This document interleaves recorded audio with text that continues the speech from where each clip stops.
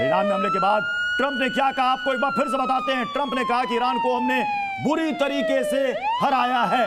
ये अमेरिकी प्रेसिडेंट कह रहे हैं ईरान से बात करना अब आसान है। वो कह रहे हैं अब बात हम कर सकते हैं। इससे पहले जितने दौर की बातचीत हुई है खामनेई के साथ, वो सारी की सारी वो बेनतीजा रही है। उसमें अमेरिका कामयाब नहीं रहा है। लेकिन अब खामनेई की मौत के बाद अब यह अमेरिका कह रहा है अब ईरान से बात करना आसान होगा।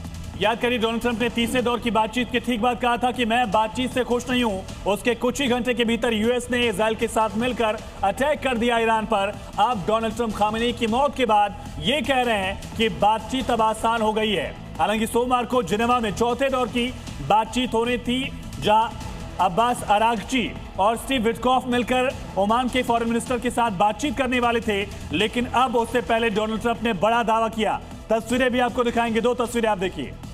जी हाँ, खामनेई की मौत हो चुकी है। अब नेतन्याहू अगला टारगेट है क्या, ये सबसे बड़ा सवाल है। इस वक्त हमारे साथ एक्सपर्ट्स का पैनल भी इस वक्त जुड़ा हुआ है। जेके त्रिपाठी सर, इस सब युद्ध को, इस जंग को किस दिशा में आप ज्यादा दिख रहे हैं?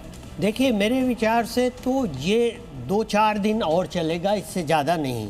क्योंकि खामनेई की मौत जो है वो एक बहुत बड़ा मॉरल झटका है ईरान के लिए। अभी भले ही वो कह रहे हैं कि हम अमेरिका को नेस्तनाबूद कर देंगे, अमेरिका सरेंडर कर दे, लेकिन जब तक देखिए विश्व की और बड़ी ताकतें रूस और चीन जो दूसरी ओर से हैं वो भी जबान खर्च कर रहे हैं। हाँ। तो ये रीजनल वॉरफेयर होके रह जाएगा। सर, क्विक रिएक्शन में चाहूंगा टिक्कू सर, ये जंग और कितने दिन देख रहे हैं? 1 दिन, 2 दिन या 1 हफ्ते? नहीं, ये जंग काफ़ी देर चलेगी, क्योंकि इन्होंने पहले ही डिसाइड कर रखा था और उनको अंदेशा भी था कि टॉप मिलिट्री लीडरशिप हो या पॉलिटिकल लीडरशिप हो या रिलीजियस लीडरशिप, इसको ख़त्म किया जाएगा।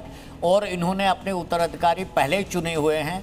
मैं नहीं मानता हूं कि IRGC या इरानियन आर्मी इस जंग को जल्दी ख़त्म होने देगी। और मैं आपको एक और चीज़ भी बताता हूं, जो ये ईरान बार बार धमकी दे रहा है ना कि इजराइल को इसी मार पड़ेगी, जैसा कभी उन्होंने सोचा भी नहीं था। मैं मानता हूं कि उनके पास कुछ ऐसा हथियार है। दिखा रहे, ये तस्वीर बहुत अहम हो जाती है। दुबई में दरअसल तस्वीर आप देखिए, बुर्ज खलीफा पर ईरान की तरफ से ड्रोन अटैक किया गया। सबसे पहले ये तस्वीर आप जी न्यूज पर देख रहे हैं। दुनिया की सबसे बड़ी इमारत बुर्ज खलीफा पर ईरान का जब ड्रोन पहुंचा, अटैक देखिए, मिसाइल को, इस ड्रोन को इंटरसेप्ट करके न्यूट्रलाइज किया गया, वरना एक बहुत बड़ा नुकसान जो है वो बुर्ज खलीफा को होता। ये तस्वीर बहुत अहम हो जाती है। ईरान की पहुंच कहां तक है उसको ये बयां कर रही है तस्वीर। बुर्ज खलीफा तक ये दरअसल मिसाइल बिल्कुल। और आप ये देखिए कि कल ही हमने आपको खबर दिखाई थी कि बुर्ज खलीफा को खाली करा लिया गया। सिर्फ बुर्ज खलीफा नहीं बल्कि आसपास के इलाके से भी लोगों को, नागरिकों को वहां से हटा दिया गया, क्योंकि पहले से खतरे का अंदेशा था।